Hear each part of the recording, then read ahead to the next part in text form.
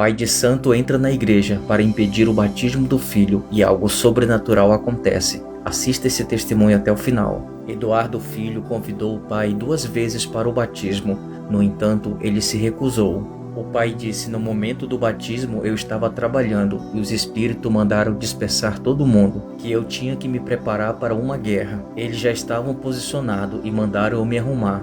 Ele contou que foi para a igreja para invadir a congregação, para colocar cada um dos irmãos, inclusive o pastor, em possessão, para que o batismo não acontecesse. Mas ao chegar na porta da igreja, os espíritos, pela primeira vez durante esses 30 anos que ele vinha servindo a eles, pararam e disseram que eles não podiam entrar. E ele disse: eu acabei entrando sozinho para acabar com o batismo. Eduardo carregava um punhal de sacrifício com a intenção de furar qualquer um que o tocasse. Ele conta: quando eu entrei, o meu filho já estava pronto para ser batizado, e eu senti tanta raiva que eu fui para amaldiçoar ele. O filho, ao ver o pai entrando daquele jeito, sabia que ali haveria um grande conflito espiritual e que não seria um momento fácil. E o pai relata: quando eu atravessei as portas, eu senti um poder sobrenatural ali que eu nunca tinha sentido na minha vida durante todos esses anos, e aquele poder me deixou calmo. Naquele momento eu fiquei com medo e entendi que não podia lutar contra aquela força sobrenatural. Eu não sabia o que era, mas não podia lutar, porque ela já tinha amarrado aquele exército de espírito que estava do lado de fora naquele momento. A única coisa que eu podia fazer era abençoar o meu filho, disse o pai. Depois de descer as águas, o filho pegou o microfone e disse: pai, independente da religião, eu te amo muito, e abraçou o pai em seguida.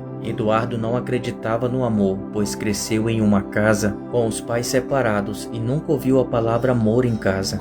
4 dias depois, Eduardo foi ordenado a matar o filho e a esposa, porém se recusou a fazer e foi obrigado a abandonar a família. Os espíritos mandaram eu escolher 5 cidades, mas no porto da minha cidade não tinha passagem para nenhuma das 5. Então eu acabei indo para a casa de um tio, e lá eu falava muito mal dos evangélicos, mas eu que fugia da luz, acabei em uma casa de cristão. Um dia seu tio, que era pastor, lhe disse: meu filho, você sabia que Jesus tira demônios? E eu disse: eu também tiro e coloco, lembrou ele. Então o tio passou alguns dias contando histórias da Bíblia para ele e explicou sobre o poder do Espírito Santo. Após ouvir sobre a história de Jó, Eduardo decidiu voltar para casa e restituir a sua família. Eu tinha tomado uma decisão naquele momento: eu vou voltar para Manaus e reconstruir a minha família que o diabo fez eu destruir. Vou me desfazer de tudo que eu tenho dentro daquele terreiro de candomblé, e quando eu não tiver mais nada, eu vou para a igreja buscar conhecer esse Deus que eu não conheço, declarou ele. Mas tem um detalhe: ore por mim, porque eu não vou durar nem 16 dias, eles vão me executar, acrescentou Eduardo.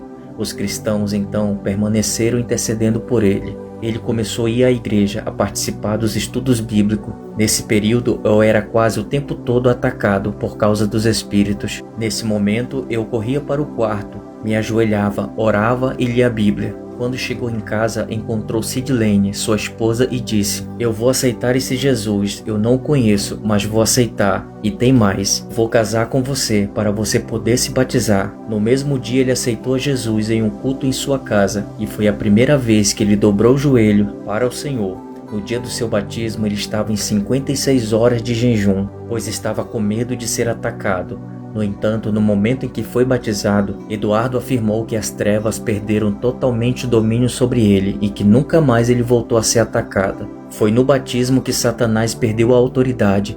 Hoje eu vivo sobre a autoridade de Cristo. Foi no batismo que o Senhor escreveu meu nome no livro da vida. Hoje eu sou um homem de Deus. Tudo que eu procuro fazer na minha vida é colocar Deus em primeiro lugar, testemunhou ele. Eduardo relatou que algumas mães de santo tentaram buscar ele de volta para o ocultismo. Eu usava todos os argumentos bíblicos contra a idolatria e a feitiçaria para explicar por que eu não ia voltar. Eu colocava elas para orar e para ler. Quando eu terminava de fazer o apelo, elas aceitaram a Jesus. Por quase 2 anos o terreiro ficou fechado e depois de um tempo Eduardo doou o terreno para a igreja. Atualmente o espaço se tornou uma congregação, onde muitas pessoas se batizaram e o ministério continua crescendo. Ele disse: a mensagem que eu deixo para essas pessoas que estão buscando e acham que não tem jeito? Tem jeito sim, o único caminho é Cristo Jesus. Hoje o ex-pai de santo é um pregador da palavra e missionário, prega para sem-tetos na rua. Sua esposa e seu filho fazem parte do Ministério do Louvor. Eduardo já viajou para Bolívia, Colômbia, Peru, pregando e anunciando o Evangelho de Cristo. Ele disse: hoje eu quero que as pessoas tenham o mesmo privilégio e oportunidade que eu tive.